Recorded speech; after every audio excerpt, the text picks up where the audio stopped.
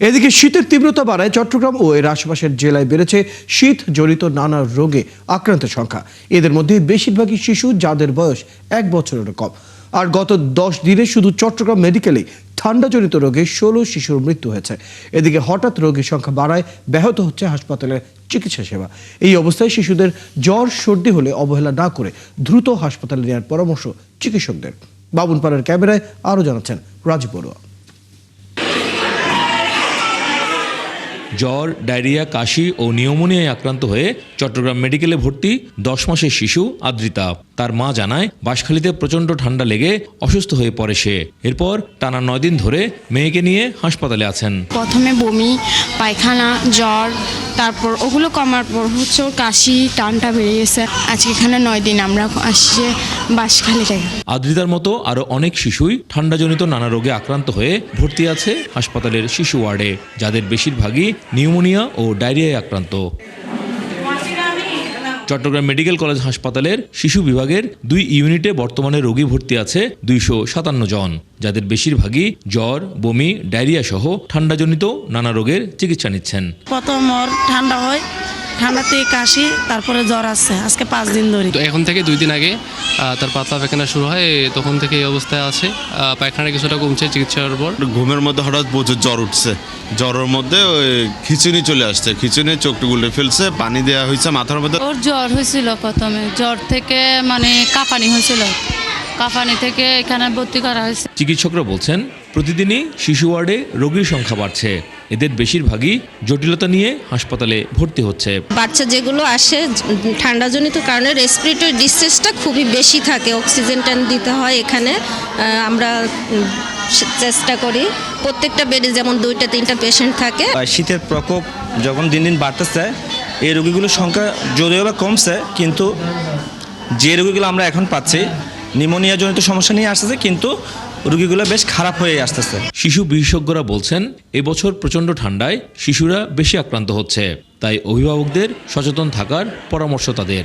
আর হাসপাতালের পরিচালক জানান, রোগীর সংখ্যা বাড়লেও হাসপাতালে পর্যাপ্ত চিকিৎসা সেবার ব্যবস্থা আছে। ছোট শিশুকে অকারণ আমরা যেমন বাইরে ঘুরাতে নিয়ে যাব না, এখন যে তীব্র ঠান্ডা, আর যদি নিয়ে যাই আমরা তাকে মাস্ক ব্যবহার করব, মাথা, কান টুপি বা অন্যান্য সতর্কতা আমাদের দরকার। আমাদের এখানে পর্যাপ্ত নেবুলাইজার মেশিন রয়েছে, তারপর হচ্ছে আপনার অক্সিজেন, তারপর হচ্ছে অ্যান্টিবায়োটিক, যেটা যদি দরকার হয় কারো অ্যান্টিবায়োটিক, তারপরে এগুলো পর্যাপ্ত পরিমাণ রয়েছে। আর যদি ডায়রিয়াজনিত রোগ হয় বাচ্চাদের অথবা আমাদের অ্যাডাল্টদের, পর্যাপ্ত পরিমাণ স্যালাইন আমাদের হাসপাতালে রয়েছে। চট্টগ্রাম মেডিকেল কলেজ হাসপাতালের শিশু বিভাগে 150 শয্যার বিপরীতে ভর্তি আছে 250-রও বেশি শিশু।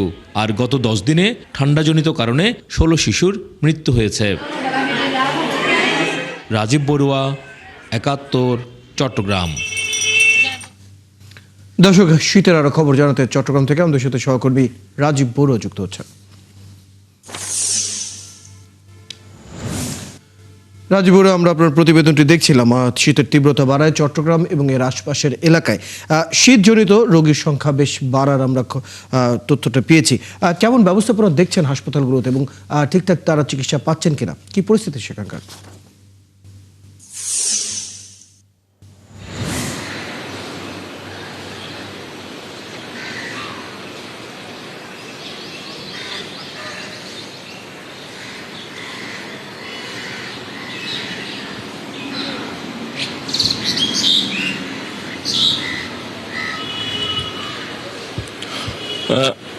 রায়েল, শুভ সকাল।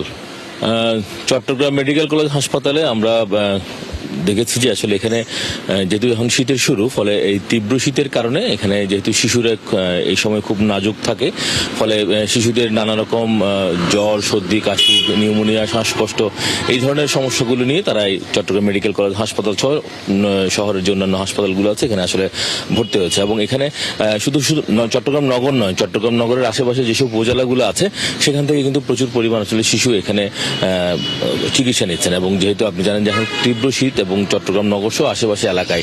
তো এখানে আমরা দেখছি যে এখানে যে 150 শয্যার দুটি ইউনিট আছে, কিন্তু এখানে গতকালকেও এখানে 257 জন রোগী ভর্তি আছে, যাদের বেশিরভাগই আসলে ঠান্ডাজনিত সমস্যা নিয়ে তারা ভর্তি হয়েছে। এবং গত 10 দিনে এখানে প্রায় 16 জন শিশু ঠান্ডাজনিত সমস্যা নিয়ে মারা গেছে।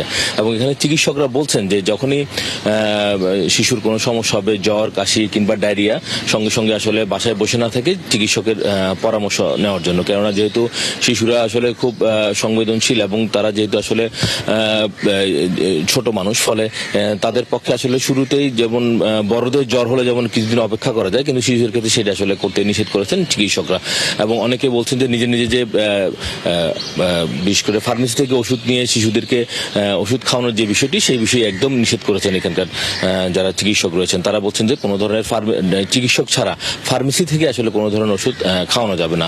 এবং এখানকার পরিচালক বলছেন যে যেহেতু এই সময়ে শিশুদের ডায়রিয়া, বমি, কাশি, নিউমোনিয়া, শ্বাসকষ্ট সহ নানা জটিলতা নিয়ে এখানে চট্টগ্রাম মেডিকেল কলেজ হাসপাতালে আসছেন, ফলে এখানে পর্যাপ্ত পরিমাণে স্যালাইন, অক্সিজেন সরবরাহ সহ সবকিছুর আসলে ব্যবস্থা রয়েছে। তারপরেও এখানে যেহেতু যে পরিমাণ সংখ্যক বেড আছে, তার চেয়ে বেশি শিশুরা আসলে এখানে চিকিৎসা নিচ্ছেন। এই কারণে আমরা দেখছি যে অনেকগুলো বেডে 2-3 রোগীও আসলে এখানে চিকিৎসা নিতে। এবং আর চিকিৎসকরা পরামর্শ দিয়েছেন যে যেহেতু শিশুদের ক্ষেত্রে একটু সতর্ক থাকতে হবে এখন ঠান্ডার সময়, ফলে গরম কাপড় চোপড় এবং কুসুম গরম পানি সবসময় আসলে যেন ব্যবহার করে এবং মাস্ক যেন ব্যবহার করে, যেহেতু ধুলোবালির কারণে অনেক সময় অ্যালার্জি তৈরি হয়। ফলে এই বিষয়গুলো আসলে অভিভাবকদের একটু সচেতন থাকতে বলেছেন। এবং চিকিৎসকরা বলেছেন যে অভিভাবকদের সচেতনতা থাকলেই আসলে শিশুদের এই ধরনের নানা রকম যে জটিলতা, ঠান্ডাজনিত যে সমস্যাগুলো, সেগুলো আসলে অনেকাংশে রোধ করা যাবে। রয়্যাল। ধন্যবাদ রাজীব বড়ুয়া। মোটা দাগে বলা যেতে পারে শিশু এবং বয়স্কদের নিয়ে সচেতনতা আরো বাড়ানোর সাথে সাথে অন্যান্য বিষয়গুলোতে আরো নজর দেওয়ার দরকার রয়েছে। ধন্যবাদ যুক্ত হওয়ার জন্য। দর্শক, আমাদের সাথে যুক্ত ছিলেন আমাদের সহকর্মী রাজীব বড়ুয়া, জানাচ্ছিলেন চট্টগ্রামে শীতের পরিস্থিতির সর্বশেষ তথ্য।